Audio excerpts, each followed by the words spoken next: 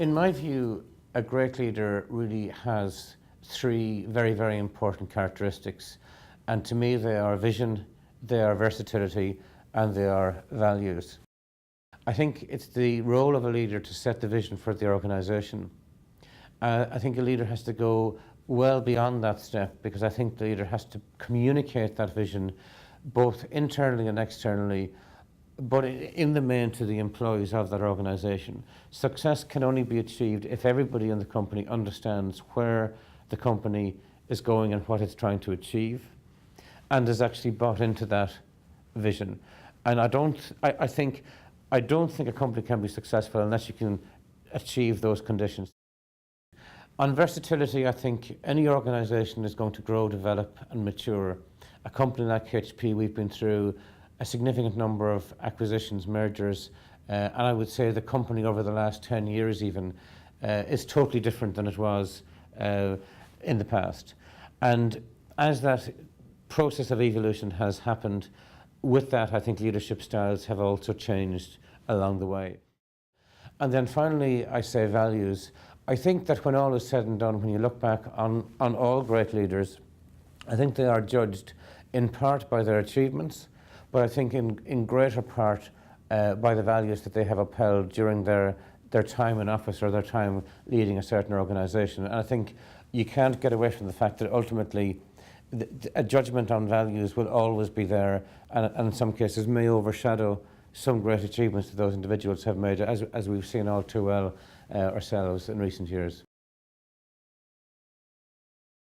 One of the challenges for me as a leader is that I actually spend about 60% of my time out of the office with our customers and with our clients, or with big stakeholders such as government, with HP in Ireland. So, I mean, that presents me with a challenge, because a large part of the role that I have to do actually has to be done through other people. And I suppose the first point of responsibility there is actually my own team. And the good news, I guess, is that I actually get to choose that team. But on the other side of the equation, if that team is not performing, then obviously that is my responsibility as well. So for me, one of the key things that I would do as a leader is actually get really engaged with that team. I've got to be able to translate my leadership and have them deliver it across the organisation.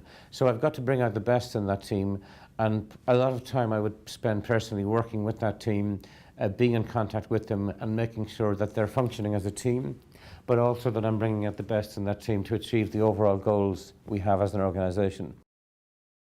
The second piece, again, is communication is a key part of what I do, because there's a lot of communication that goes on a daily basis between myself and the managers, and I guess the leads and the people who are actually out in the field with our customers.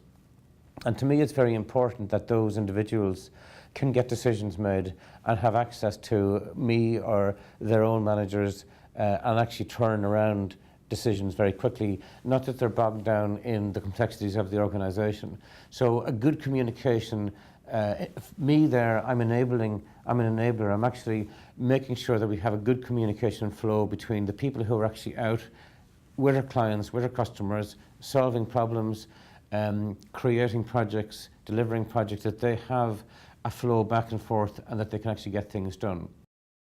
And then last, I think reward and recognition for me is key. And I think people automatically jump to reward as being, I suppose, the answer there.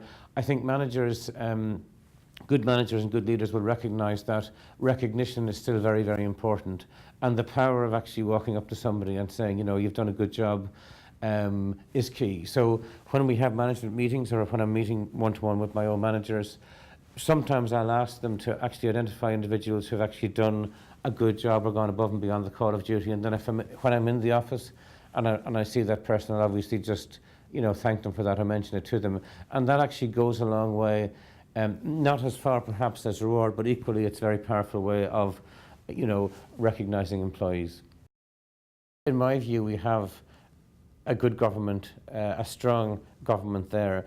And I think the challenge that government faces collectively is twofold. One is, as I've just alluded to in our own case, is making sure that they're all coordinated in terms of what the programme for government is trying to achieve, over the next couple of years and stay coordinated. The second thing I think, which is the bigger challenge, is bringing people and bringing the people with them.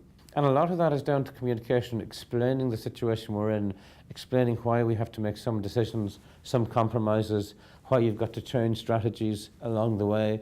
Things will happen that hadn't been anticipated, and that's part of leadership, and explaining that back to people and the rationale for that.